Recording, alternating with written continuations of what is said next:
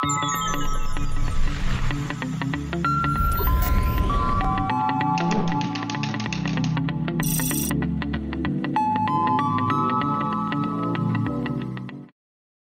Module में हम जानेंगे कि लोकल होस्ट होता क्या है और उसको हम इंस्टॉल कैसे करते हैं।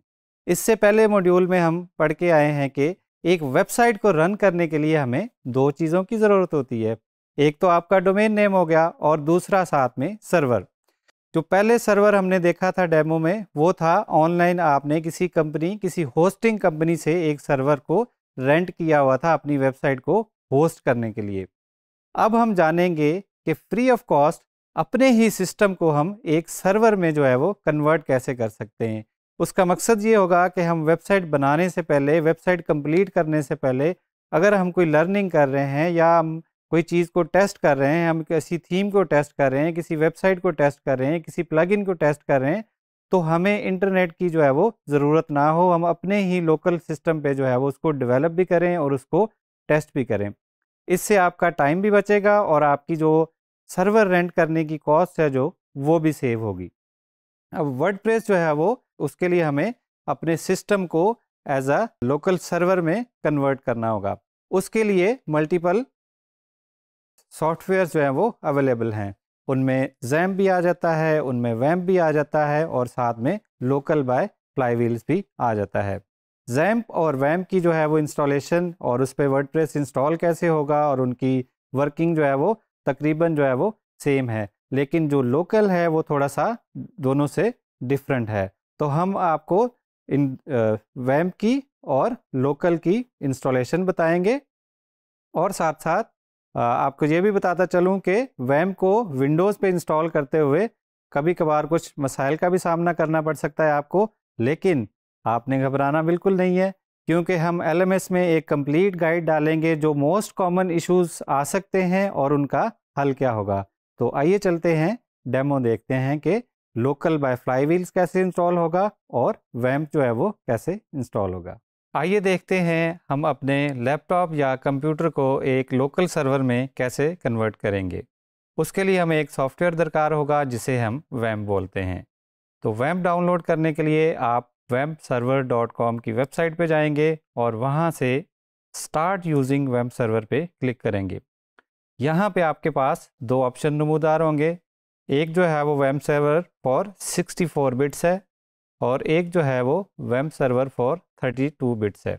तो आप अपने सिस्टम के हिसाब से, अगर आपका सिस्टम 32 बिट्स है तो आप 32 बिट्स वाला डाउनलोड करेंगे, अगर आपका सिस्टम 64 बिट है तो आप 64 बिट वाला डाउनलोड करेंगे। डाउनलोड पे क्लिक करेंगे, you can download it directly और यहाँ पे 5 सेकंड्स के बाद आपका जो है वो डाउनलोड जो है वो स्टार्ट हो जाएगा। हमने ये पहले ही डाउनलोड कर रखा है अपने सिस्टम पे, तो हम ये डाउनलोडिंग को जो है वो यहाँ से कैंसिल करेंगे और जो हमारा ऑलरेडी डाउनलोडेड वैम्प सर्वर है उसको हम इंस्टॉल करेंगे। मेरे पास जो सिस्टम है वो 64 बिट है और विंडोज़ 10 हम उस पर रन कर रहे हैं, तो मैंने इस हिसाब से 64 बिट वाला वैम्प सर्वर जो है वो डाउनलोड किया है। ये टर्म्स एंड कंडीशन है, इसको आप पढ़ लेंगे अगर आप चाहें। और बाय डिफ़ॉल्ट इसका इंस्टॉलेशन पाथ जो होता है वो C ड्राइव में होता है। यहाँ से आप इसका इंस्टॉलेशन का पाथ जो है वो चेंज भी कर सकते हैं। यहाँ पे जो भी सेटिंग्स आ रही होंगी आप आगे क्लिक करेंगे, नेक्स्ट पे क्लिक करेंगे। यहाँ पे आपको समरी दी जाएगी कि क्या क्या इंस्टॉल होने जा रहा है और ऐसे आपकी इंस्टॉलेशन जो है वो स्टार्ट हो जाएगी। जब ये इंस्टॉलेशन कंप्लीट हो गई तो हम सर्वर को स्टार्ट करेंगे और हमारे पास एक लोकल सर्वर जो है वो बन चुका होगा जिस पे हम फिर वर्डप्रेस इंस्टॉल कर सकते हैं। अब लोकल सर्वर के जो है वो दो हिस्से होते हैं। एक हिस्से में वेब सर्वर होता है जो कि आपकी एप्लीकेशन रन करता है और दूसरा उसका हिस्सा होता है डेटाबेस। डेटाबेस वर्डप्रेस को इंस्टॉल करने के लिए हमें चाहिए होगा कि जो भी हम पोस्ट पेजेस जो भी सेटिंग सेव कर रहे होंगे वो सारा कंटेंट जो है वो डेटाबेस में सेव होता है। तो इसके लिए हमें डेटाबेस भी बनाना होगा जब हम वर्डप्रेस की इंस्टॉलेशन देखेंगे। तो जैसे ही ये सेटअप कंप्लीट होगा मैं आपको दिखाऊंगा कि इसका web page, sample web page और साथ में इसका डेटाबेस का इंटरफेस। तो ये हमारा सर्वर जो है वो ऑलमोस्ट जो है वो कंप्लीट हो गया है। हम इसका डिफ़ॉल्ट ब्राउज़र सेलेक्ट कर लेंगे और अभी कुछ ही सेकंड्स में जो है हमारा लोकल होस्ट जो है वो तैयार हो जाएगा। हमारे सिस्टम पे हम जो है वो वेबसाइट जो है वो बना सकते हैं, वर्डप्रेस को भी रन कर सकते हैं। अभी हम यहाँ से जाएंगे, वेब सर्वर को सर्च करेंगे, इसको हम यस कह देंगे और यहाँ पे जाके देखेंगे हम हमारा वेब सर्वर जैसे ही ग्रीन होगा, इसके मल्टीपल कलर होते हैं और जब ये ग्रीन हो जाएगा तो इसका मतलब है हमारा सर्वर जो है वो स्टार्ट हो चुका है और हम इसको यूज़ कर सकते हैं। लोकल होस्ट पे क्लिक करेंगे तो अब हमें एक वेब सर्वर का जो है वो डिफ़ॉल्ट पेज नज़र आएगा जो कि इस तरह का होगा। इसका मतलब है कि हमारा वेब सर्वर जो है वो इंस्टॉल हो गया है और रनिंग कंडीशन में है।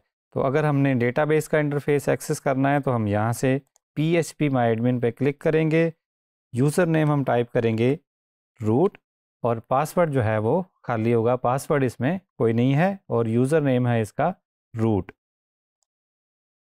यहाँ पे हम इस इंटरफेस में आएंगे तो ये हमारे पास डेटाबेसेस जो है वो आगे हैं। यहाँ से हम नया डेटाबेस जो है वो बना सकते हैं। न्यू पे क्लिक करेंगे, हम डेटाबेस का नेम देंगे, हम कह रहे हैं कि हमारा ये टेस्ट डेटाबेस है।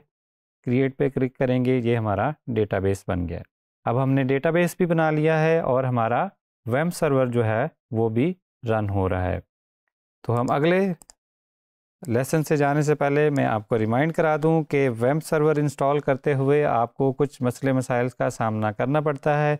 तो आपने घबराना बिल्कुल नहीं है क्योंकि हमारे LMS पे एक कंप्लीट गाइड मौजूद है कि क्या कॉमन प्रॉब्लम्स आते हैं यूज़र्स को और उनका जो है वो हल कैसे निकाला जाए।